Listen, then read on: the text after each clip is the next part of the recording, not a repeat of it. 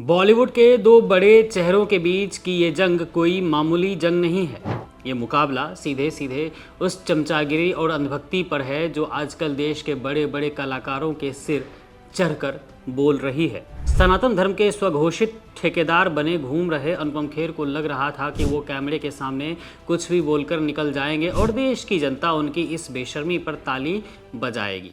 लेकिन इस बार पाला नसीरुद्दीन शाह से पड़ा है, जिन्होंने अनुपम खेर के चेहरे से देशभक्ति का मुखौटा खींचकर उनकी असलियत पूरी दुनिया के सामने लाकर रख दी है।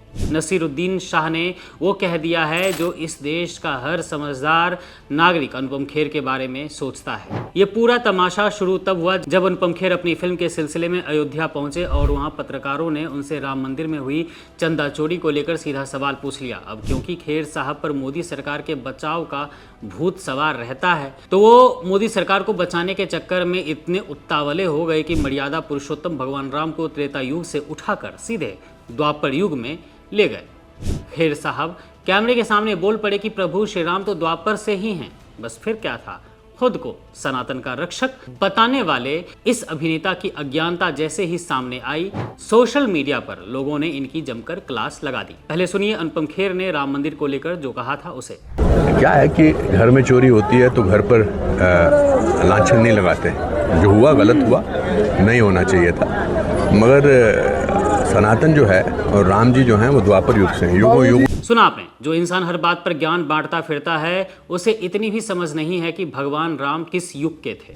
इस अज्ञानता पर जब नसीरुद्दीन शाह ने अपनी प्रतिक्रिया दी तो उन्होंने अनुपम खेर को सीधे चाटुकार और जोकर कह दिया। शाह ने साफ कहा कि एनएसडी से लेकर एफटीआई तक हर जगह अनुपम खेर ने सिर्फ और सिर्फ चापलूसी ही की है और उनकी तो प्रवृत्ति ही यही रही है, इसलिए उनकी बातों को गंभीरता से लेने की कोई जरूरत नहीं है।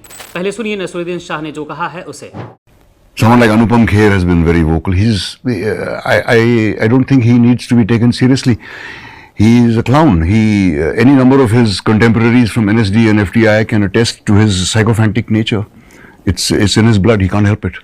तो सुना आपने। अब इस कड़वे सच को सुनकर तिलमिलाए अनुपम खेर ने भी तुरंत एक वीडियो जारी कर दिया और अपनी चापलूसी को छिपाने के लिए हमेशा की तरह देशभक्ति का कार्ड खेल दिया। खेर साहब कहने लगे कि मेरे खून में तो भारत है और साथ ही नसीरुद्दीन शाह पर तंज कसते हुए बोल पड़े कि आप जिन पदार्थों का सेवन करते हैं उसकी वजह से आपको सही और गलत का अंतर नहीं पता चल रहा है। यानी अपनी गलती मानने के बजाय खेर साहब ने घटिया और निजी हमलों का सहारा ले लिया। सुनिए खेर ने शाह को क्या कहा। मैं आपको और आपकी बातों को बिल्कुल भी सीरियसली नहीं लेता। हालांकि मैंने कभी भी आपकी बुराई नहीं की। अगर आप दिलीप कुमार साहब को, अमिताभ बच्चन साहब को, राजेश खन्ना साहब को, शाहरुख खान को, विराट कोहली को क्रिटिसाइज कर सकते हैं तो I am sure I am in great company. और इनमें से किसी ने भी आपकी स्टेटमेंट्स को सीरियसली नहीं लिया, क्योंकि हम सब जानते हैं कि ये आप नहीं बल्कि बरसों से आप जिन पदार्थों का सेवन करते हैं उनकी वजह से क्या सही है और क्या गलत है आपको इसका अंतर ही नहीं पता लगता। दोस्तों, अब ये मामला इसलिए तूल पकड़ रहा है क्योंकि जनता भी जानती है कि अनुपम खेर की ये अंधभक्ति कोई नई बात नहीं है। ये वही अनुपम खेर हैं जो मनमोहन सरकार के समय हर छोटी बड़ी बात पर सड़कों पर उतर आते थे और मंत्रियों का इस्तीफा मांगते थे। लेकिन आज जब देश में महंगाई, बेरोजगारी और भ्रष्टाचार चरम पर है तो सत्ता की मलाई चाटने के चक्कर में अनुपम खेर साहब की बोलती बंद है। आज वो बीजेपी और मोदी सरकार की चापलूसी में इस कदर अंधे हो चुके हैं कि उन्हें इतिहास और पुराणों का बुनियादी ज्ञान तक याद नहीं रहा।